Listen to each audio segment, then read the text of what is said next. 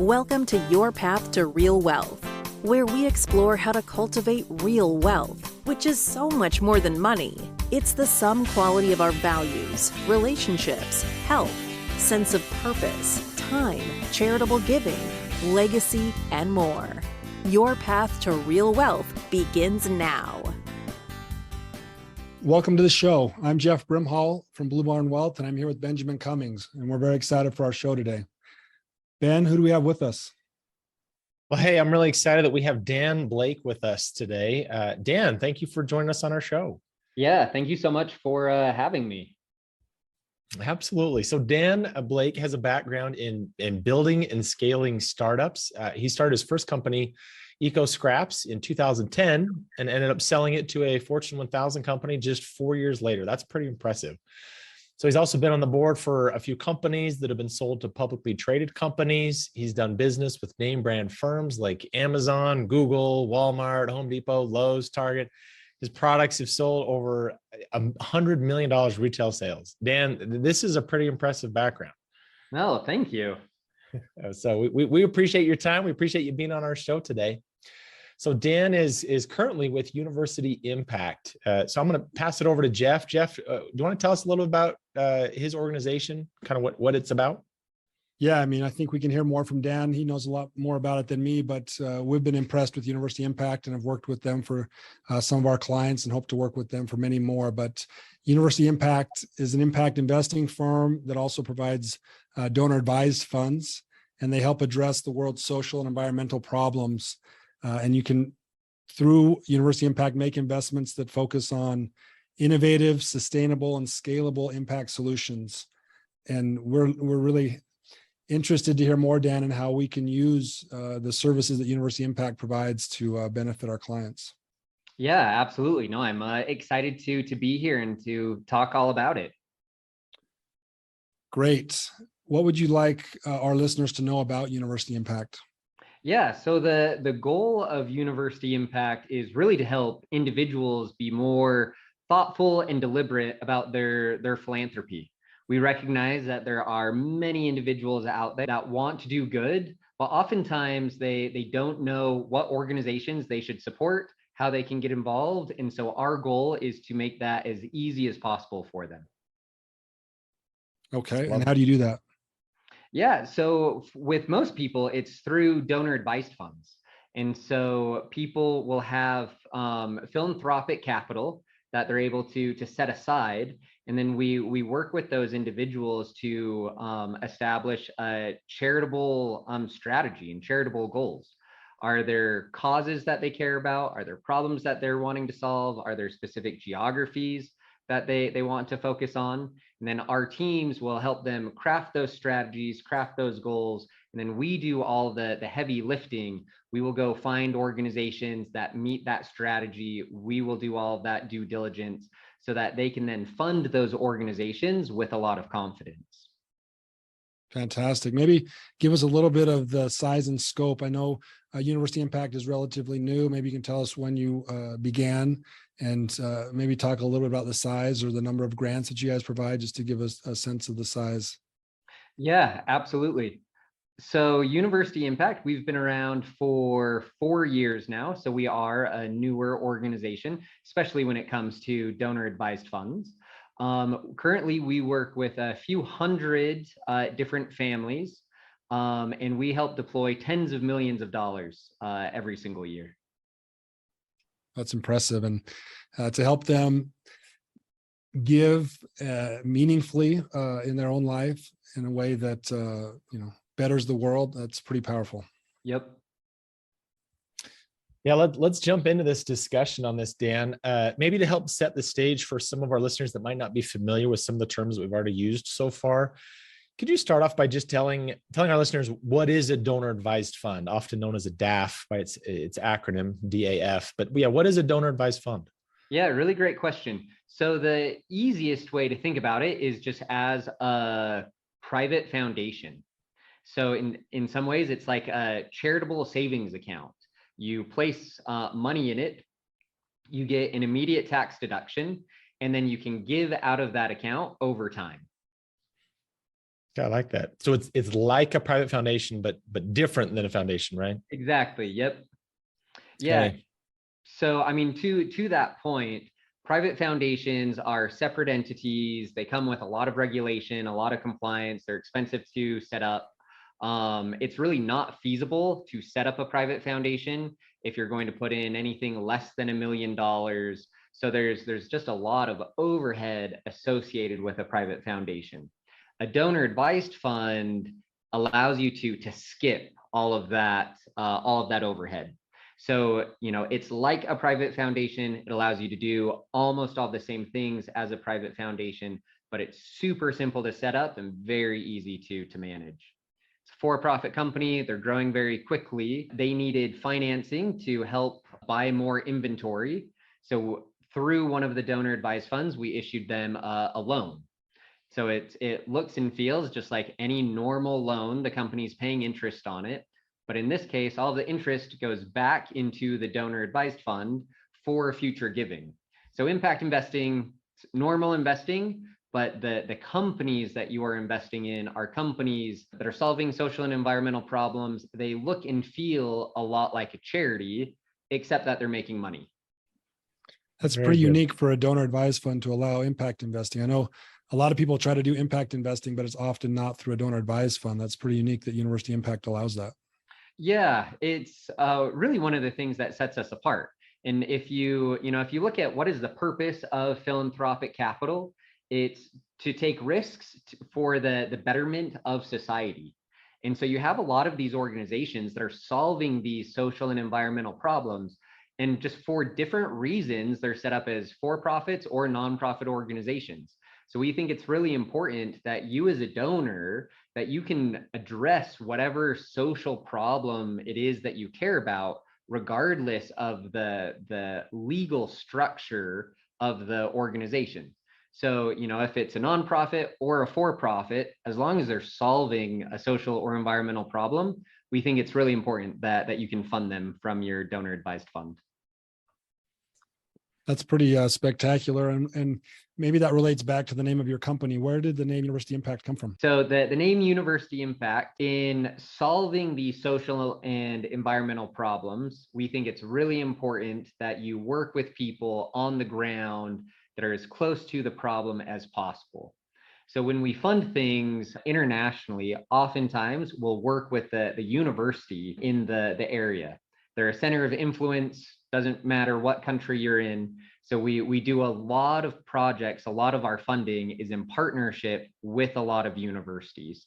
A lot of the research into these organizations is also done by university students. And so it's that university connection that is really the reason why we have the name University Impact. So we're not connected to any specific university, but we do a lot of work with a lot of different universities. All throughout the world, it sounds like. Yep. That's fantastic. I love how you've been able to build that network and connect with universities like that.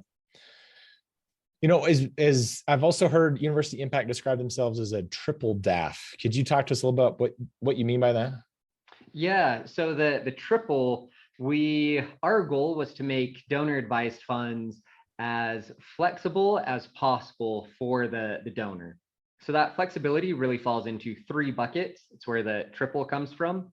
So the first bucket is what you can contribute to the donor advised fund. So whether it's cash or stock or private business interests, real estate, we work very closely with donors so that they can donate any type of asset that they want to into the donor advised fund. So there's just far more flexibility there than with a traditional donor advised fund. The second bucket is then how those assets are then managed. Most donor advised funds either don't let you manage the money directly, or they don't allow you to assign a financial advisor to those assets. So what happens is they're really out of sight, out of mind. And unfortunately, if you look at donor advised funds just as an industry, you have tens of billions of dollars sitting on the sidelines that aren't doing anything. And it's in large part because it's out of sight, out of mind. And so this second area of flexibility is we allow any donor to assign their financial advisor to the account so that those assets are managed in the exact same way as all of their other assets. So just because it's in some separate account, we don't think that means it should be managed differently than all of those other assets. And so your financial advisor can manage those assets. They can make investments with those assets just like they would everything else that the financial advisor is managing for you. And the third area, and I would argue this is probably the most important area where we give more flexibility to the donor, is how they accomplish their philanthropic goals.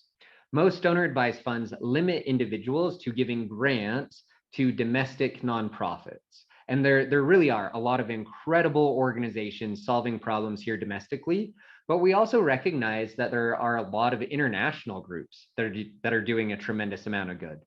And so we allow people to give both domestically and internationally. And then going back to your question about impact investing, we also recognize that there are lots of different ways that you could fund some of these social organizations, whether that's a grant, a recoverable grant, a credit guarantee, a direct loan, a direct equity investment. So we have no preference as to how you fund that organization. We just think it should be appropriate to the problem that you're trying to solve. So sometimes that's a loan, sometimes that's a grant. We allow for all of it so that regardless of what your philanthropic goal is, you can accomplish it. So those are the three aspects of the triple DAF: more flexibility in what you donate, how it's managed, and then how you accomplish your philanthropic giving. And the last thing that I'll add that really sets us apart from most other donor advised funds is, with all that flexibility, we still have a lot of people come to us and say, I still don't know who I want to give to. It's great that I have the flexibility, but I don't know what to do with it. And so we have a team of individuals that will work with donors in helping them craft their philanthropic goals. And then our teams will go find organizations on their behalf. We do that due diligence because we recognize a lot of our donors are really busy. And so we do all the heavy lifting when it comes to their giving. And you do that all over the world, right? So it's not just here in the US. You'll research companies or causes or organizations in throughout the world for your donors. Exactly. Yeah. Just within, this year, we've helped fund projects in 16 different countries. Wow. So your clients get their own personal research arm. Yeah. It feels like they have their own fully staffed family foundation where the family sets the strategy, the family's approving everything, but they have a staff going and doing that research, doing the due diligence, doing the ongoing reporting. And so we offer that level of, but to anyone, it doesn't matter how big the donor advised fund is. We have some donor advised funds that are as small as $5,000. We have other donor advised funds that are $30 and $40 million. But we think it's really important that regardless of the amount of money that you're giving, that you have access to those services. That's great. That's great. Something that was coming to mind as you were speaking, Dan, is I've worked with some other academic researchers on donor advised funds, and one of the things that we've come up with was trying to construct the idea of different phases that a donor who uses a donor advised fund tends to pass through, and it kind of lines up a lot with where you add value at each step of the process, where there's that initial setup, trying to figure out who is the DAF sponsor going to be, figuring out what am I going to contribute, what kind of assets does that look like, and then what we've called the maintenance phase of figuring out the investments and how am I going to invest the funds while it's inside the DAF. And also what additional contributions might I contribute along the way once it's open. And then there's the grant making phase that you've also articulated that value very well. Yeah, I'm curious, one of the additional phases that we've identified, at least in some DAF donors, is this idea of what we kind of talked about, future use, that maybe it's that they want to employ these funds down the road. Perhaps they even want to get other family members involved. Could you speak to what that looks like, kind of and future plans for some of your donors?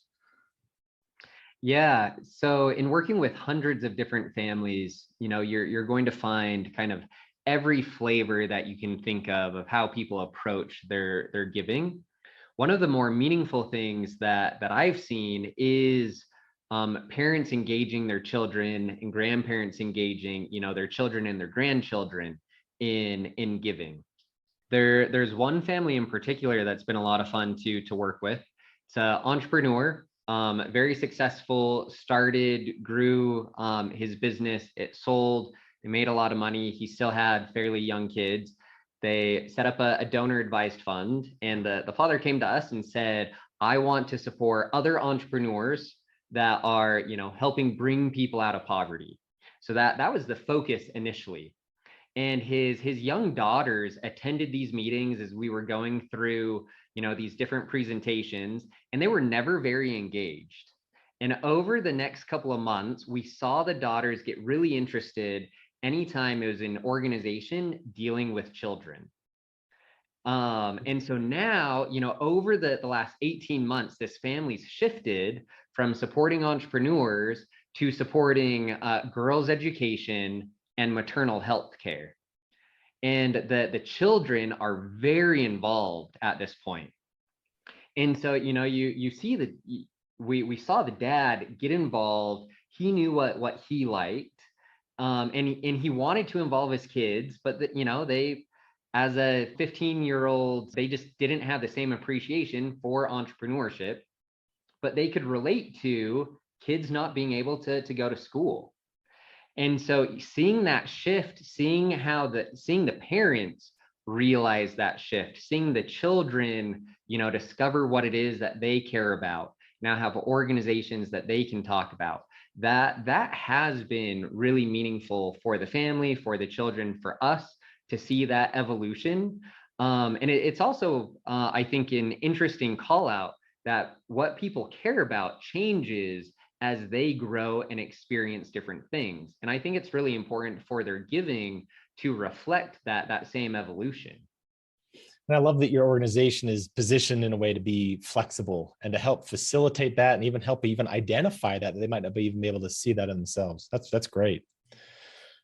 Are there other things that set University Impact apart from other DAF sponsors that you'd want to? I mean, the other thing, just going back to our donor services team, another example that I really like, during COVID, there was a Wall Street Journal article on how Navajo Nation was hit far worse than the rest of the country, and how much worse COVID was for the individuals living on Navajo Nation. One of our families reached out to us and said, we read this article, we want to do something. What do we do? And oftentimes we see people, they discover a problem, they want to get involved, but that's kind of where everything falls apart. They then can't find the resources to get involved. And so having this team, where you can reach out to them and say, I learned about this issue, I want to get involved. What are the best organizations that I can support? We then did a lot of research. We were working with the individuals down on Navajo Nation, working with many of the different chapter houses to then identify what are the organizations that are supported by the individuals there on Navajo Nation, what are the problems that they need help with. In a matter of weeks, we had found various different organizations, done due diligence on those organizations, and we were able to bring that back to the family, give them a few different options of ways that they could help. I love that. That's a great example. Thank you. So it sounds like you really have found ways to connect families with organizations domestically or internationally, of however they want to make an impact. You're helping them find that. Right. That's great. Maybe Dan speak. We believe that to help our clients live meaningful lives is to be generous and to give not only of their time, but of their other resources. And I'm just wondering, in your position, have you done any research or read about some of the benefits of giving or seen it in the lives of some of the families? You mentioned a couple of examples that are, have been very interesting to listen to.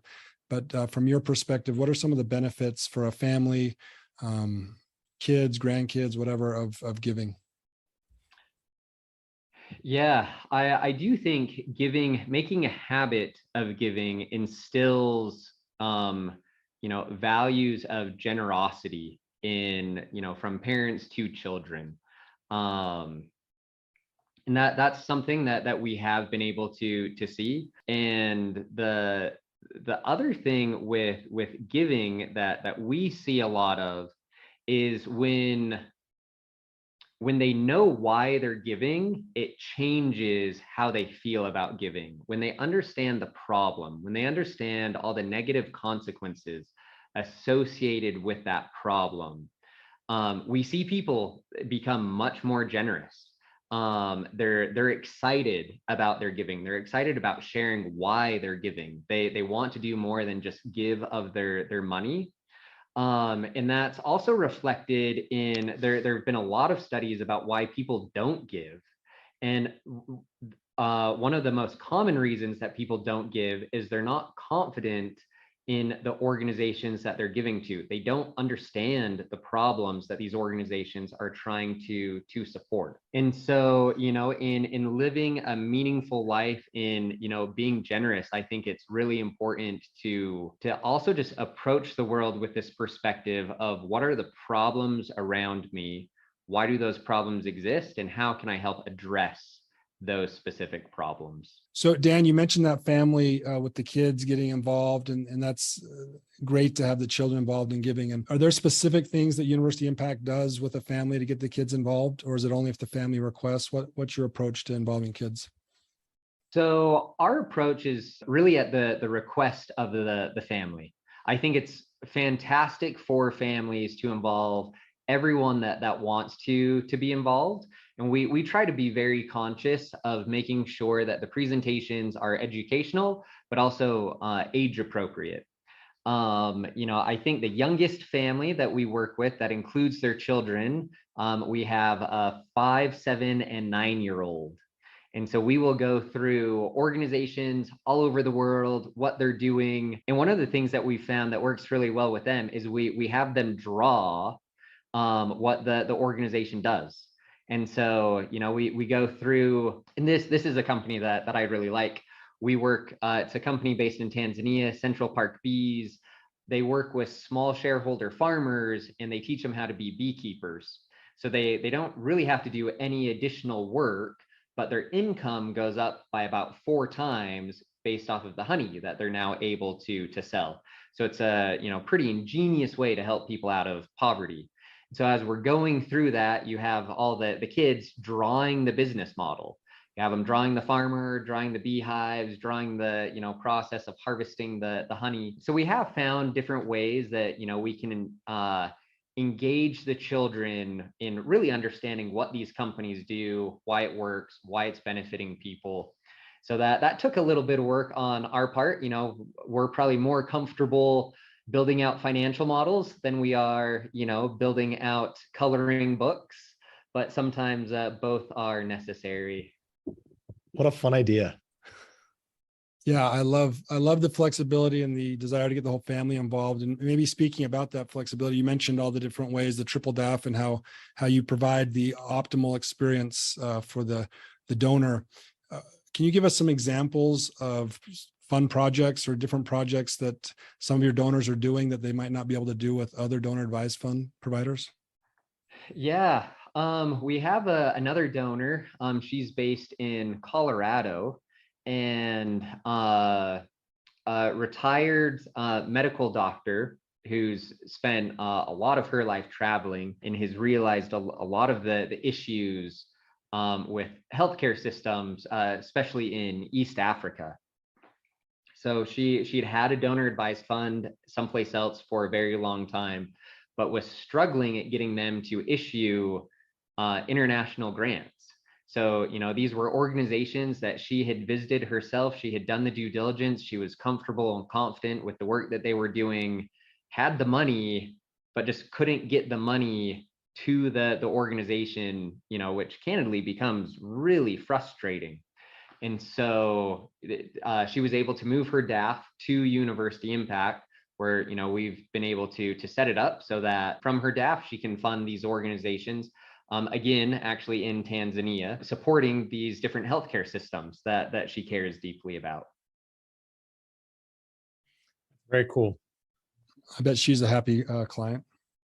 No, I would like to think so. Wonderful. So if someone's brand new, this has all been great information, but if someone's brand new to donor advised funds, how would they go about opening an account? Is it something they do through their advisor? Or do they do it with you directly? What's the situation? Yeah, I would always recommend that you open a donor advised fund through your financial advisor. Again, I think it's very important that these assets are managed the same way as all of your other assets. We don't want to create some orphaned account that's out of sight, out of mind. So if you have a financial advisor, I would always go through your financial advisor. To learn more, you can visit uitripledaf.org. There's a lot of information on donor advised funds, the different types of organizations that you can support, and you can set up your donor advised fund account on our website. It takes about 5 minutes. It's very easy to set up. And I believe you all allow the account to be at lots of different custodians, so it can be at Schwab or Fidelity or other places.